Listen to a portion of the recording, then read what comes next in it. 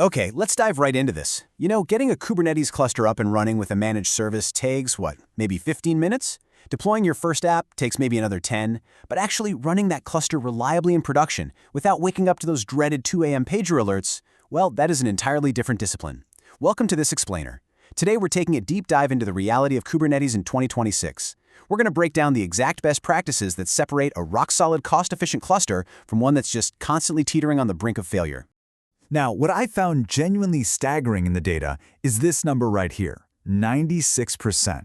According to recent surveys, an absolutely incredible 96% of containerized organizations have adopted Kubernetes as their default cloud OS. It is literally everywhere. But like we just touched on, there is a massive and honestly often unspoken gap between simply getting it to run and truly mastering it for production workloads. So here is our roadmap for today. Number 1. The 2026 Kubernetes reality. 2. Stopping self-inflicted outages. 3. Security and zero trust. 4. Scaling smart and cutting costs. 5. GitOps and platform engineering. And finally, number 6. The future, focusing on AI and WebAssembly. All right, part 1. The 2026 Kubernetes reality. Here is the uncomfortable truth about modern cluster management. Organizations are now running 20 or more clusters spread across multiple cloud environments, and it is usually skyrocketing their initial infrastructure costs. Right now, 40 to 60% of production clusters are completely over-provisioned. Why? Well, mostly because developers are terrified of performance issues. So they request way more CPU and memory than they actually need, just to be safe. On top of that, you've got these staging and testing environments just sitting there idle 24/7. All this fear-based resource allocation leads to companies wasting between 30 and 70% of their total cloud spend. It's a massive operational pain point that is just draining budgets everywhere. Which brings us to part 2, stopping self-inflicted outages. Look, most production incidents, they aren't mysterious bugs. They are totally self-inflicted wounds. A classic example is omitting your CPU and memory limits, which directly causes those cascading out-of-memory or kills. Health probes are another huge trap. You basically have 3 distinct probes. A liveness probe tells Kubernetes, hey, this pod is deadlocked, restart it. But if you misconfigure that liveness probe to be too aggressive, you can accidentally turn a slightly slow service into one that just constantly restarts under load. That's a nightmare. That's exactly where the other 2 come in. A readiness probe simply stops traffic from routing to a pod that isn't fully ready yet, like if it's doing a database migration.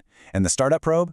That one specifically buys time for legacy apps that take longer than 30 seconds to initialize. It disables the other 2 probes until the app is actually up and running. Getting these 3 right is literally the difference between a minor latency spike and a cascading cluster failure. Moving on to part 3, security and zero trust.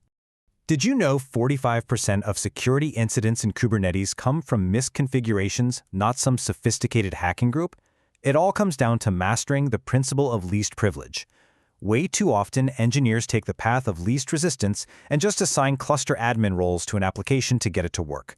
We have absolutely got to stop doing this. You need to create a dedicated service account for every single application and grant it only the exact permissions it needs to function.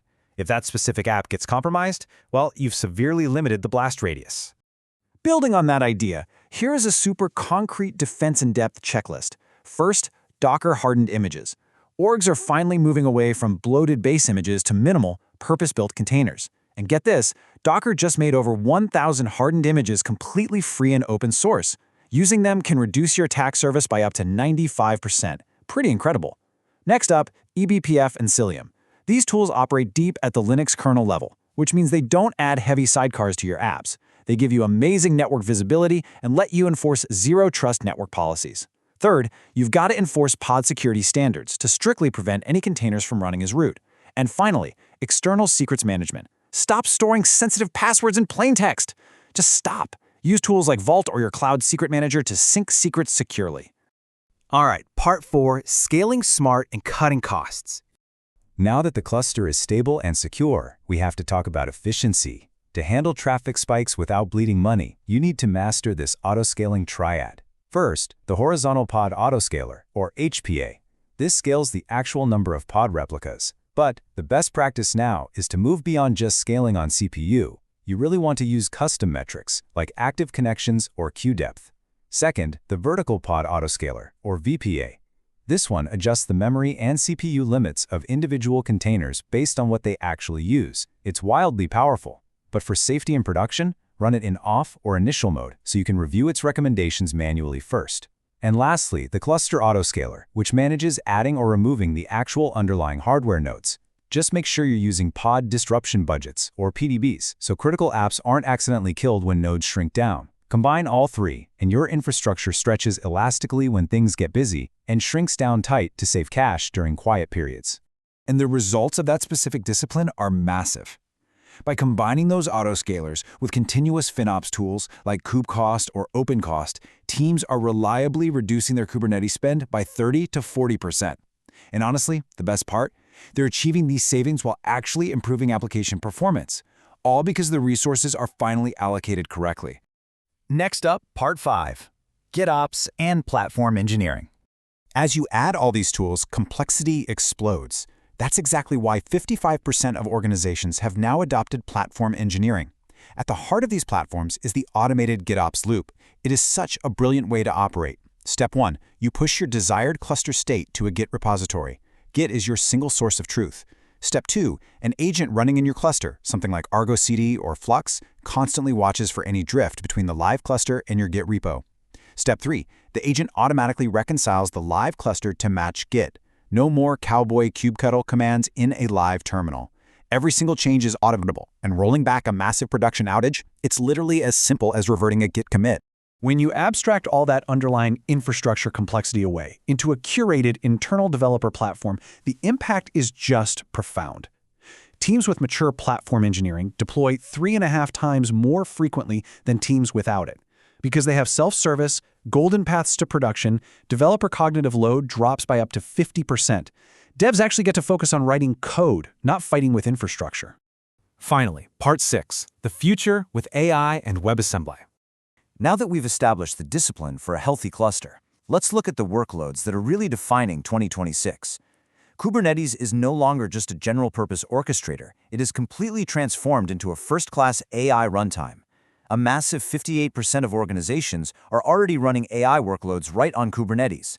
Thanks to the CNCF AI Conformance Program and huge leaps in advanced GPU scheduling, companies are moving way past those old monolithic AI deployments.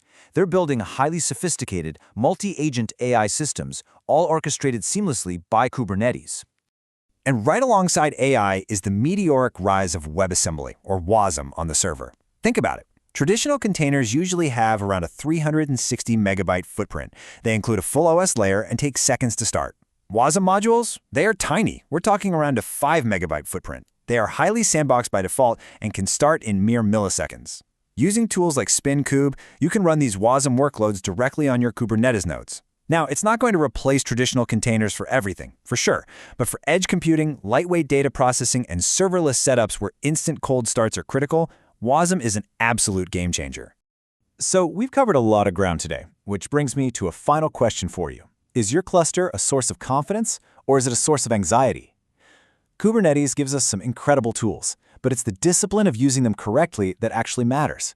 By implementing proper resource limits, mastering your health probes, enforcing zero trust, right-sizing your autoscaling, and adopting GitOps, you can stop fearing the next production failure. You build a foundation that is truly ready for 2026, ready for AI, and ready to let your team ship with absolute confidence. Thank you so much for joining me on this explainer. Start applying these practices today and go take control of your cluster.